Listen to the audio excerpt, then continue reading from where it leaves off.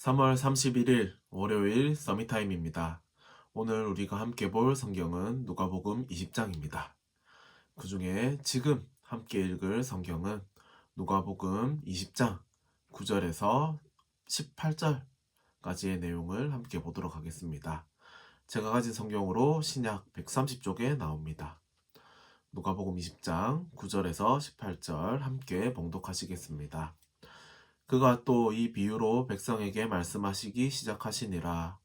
한 사람이 포도원을 만들어 농부들에게 새로 주고 타국에 가서 오래 있다가 때가 이름에 포도원 소출 얼마를 바치게 하려고 한 종을 농부들에게 보내니 농부들이 종을 몹시 때리고 거저 보내었거늘 다시 다른 종을 보내니 그도 몹시 때리고 능욕하고 거저 보내었거늘 다시 세 번째 종을 보내니 이 종도 상하게 하고 내쫓은지라.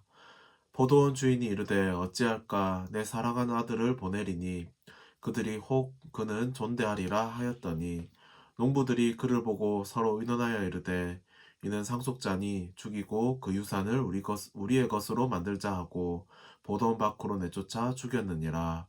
그런즉 포도원 주인이 이 사람들을 어떻게 하겠느냐.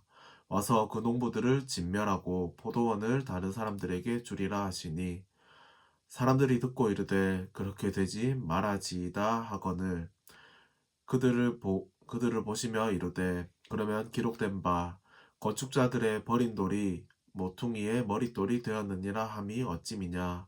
무릇 이 도리에 떨어지는 자는 깨어지겠고 이 돌이 사람 위에 떨어지면 그를 가루로 만들어 흩으리라 하시니라.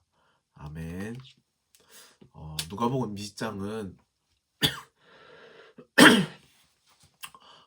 살해 음모의 노골적 전개라기보다 이제 바리새인과 서기관들이 예수님을 죽이려고 이제 작당하게 된 이유가 나오는 장면이라고 생각됩니다. 이 사람들은요, 성경에 대해서 자기들의 정치적인 이념과 자기들의 상황에 따라서 잘못 해석하는 그런 실수를 저지르고 있습니다. 그들에게 메시아 그리스도는요, 자기 나라를 다시 회복할 그런 능력 있는 자로 어, 생각하고 있었는데요. 그분이 예수님이라는 것을 이 사람들도 구약에 능통하기 때문에 어쩌면 알고 있었을지도 모르겠습니다. 하지만 예수님의 그 말씀하시는 것과 예수님의 사역을 보면서요, 어쩌면 자기들의 뜻과 맞지 않기 때문에 이 사람이 메시아가 아닌 걸로 자기들이 결론을 내린 것 같습니다. 예수의 권위에 대해 질문하는 장면과 악한 포도원 농부의 비유, 그리고 세금, 부활 등에 대한 논쟁에 대해서도 나오고 있습니다. 우리가 묵상해야 될 부분이 정말 많이 나오는 성경인 것 같습니다. 먼저 누가복음 20장 1절에서 8절을 보면요. 대제사장들과 서기관들이 장로들과 함께 예수님의 사역이 누구의 권위로 이남인지 질문하고 있습니다. 이들은 궁금해서 하는 질문이 아니라요, 예수님을 곤란하게 하고 공격하기 위해 질문을 하고 있습니다. 하지만 예수님은요, 그들의 마음을 아시고 그들이 어떤 대답도 할 수 없는 질문을 하십니다. 여기에서 예수님의 지혜를 엿볼 수 있습니다.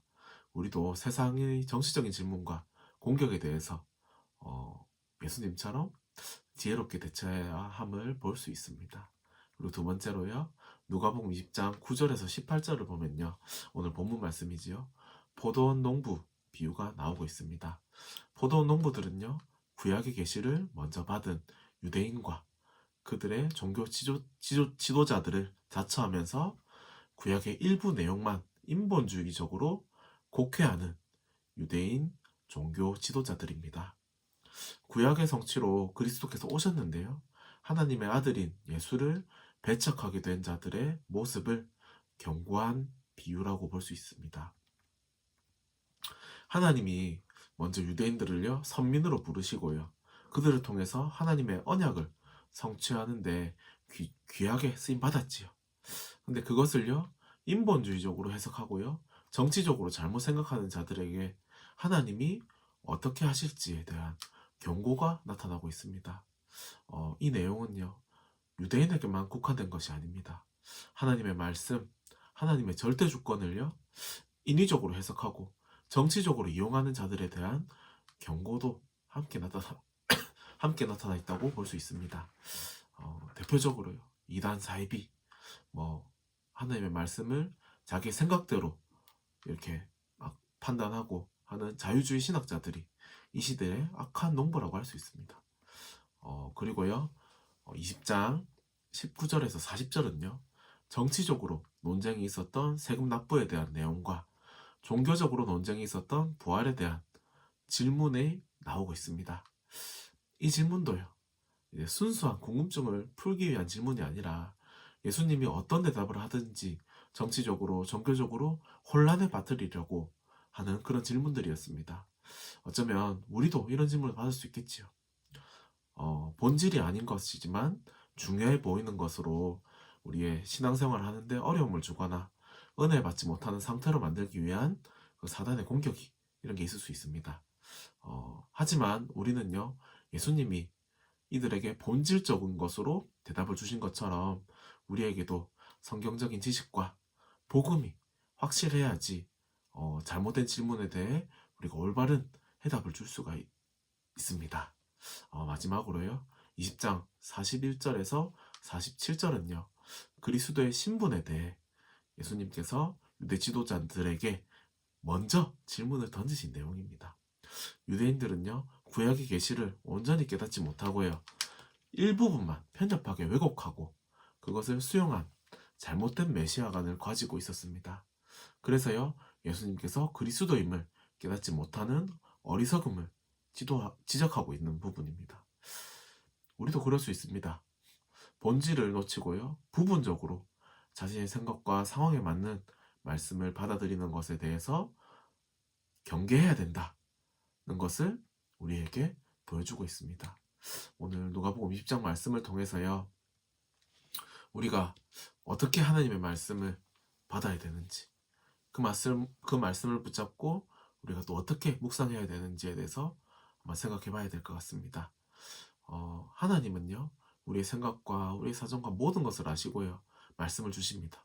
그 말씀이요, 우리에게 해답이 되고요, 응답이 되고요, 언약의 성취가 되는 것입니다.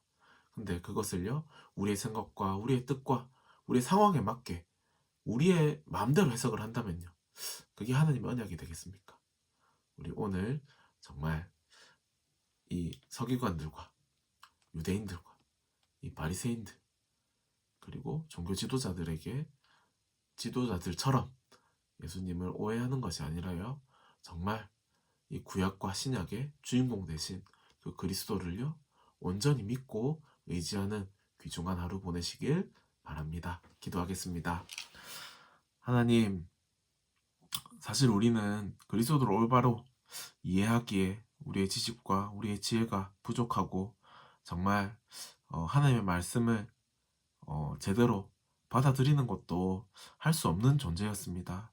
하지만 우리에게 참된 은혜로 그리스도를 보내시며 그리스도를 통해서 우리가 하나님의 자녀가 되고 말씀을 올바로 이해할 수 있는 참된 지혜를 허락해 주심에 너무나 감사드립니다. 우리가 모든 상황과 모든 문제와 모든 환경 속에서 정말 하나님의 말씀을 올바로 받을 수 있게 하여 주시고 그 말씀이 우리 인생에 성취되어짐을 확인하는 모든 한빛 가족들 될 수 있도록 성령으로 역사옵소서. 감사합니다. 살아계신 예수님의 이름으로 기도드립니다. 아멘.